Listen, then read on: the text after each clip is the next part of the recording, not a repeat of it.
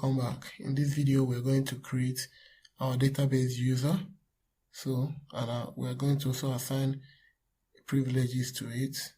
By privileges you mean giving it all the permissions you need in order to access this database from our WordPress site when we install our WordPress. So we're just going to click on check privileges. Whatever your own database name is, locate it from this list here and then click on check privileges. Now we need to add a new user. We just click on add user account.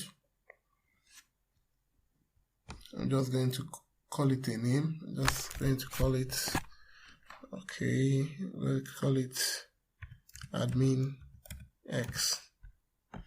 And for the host name, just click on this drop down and select local.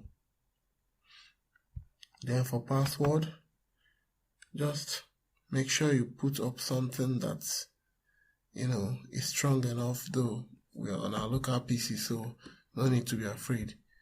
But one thing though I'll recommend is that you open up a notepad and then type in the password you want and copy it inside this place because we are still going to use it later.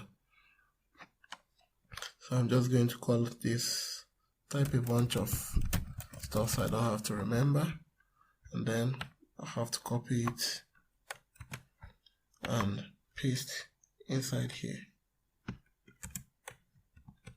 Okay, and even the username as well, you need to copy it, put it somewhere on the notepad so that you can use it later on. Need to copy our password again and repaste it here. Or you could as well use the generate password, but no need. Now the next thing you're going to do here is to check all privileges. Okay.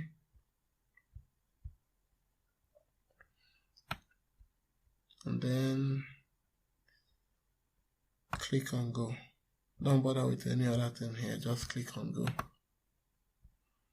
And once you see this, you've successfully created a user and added and assigned all privileges to it.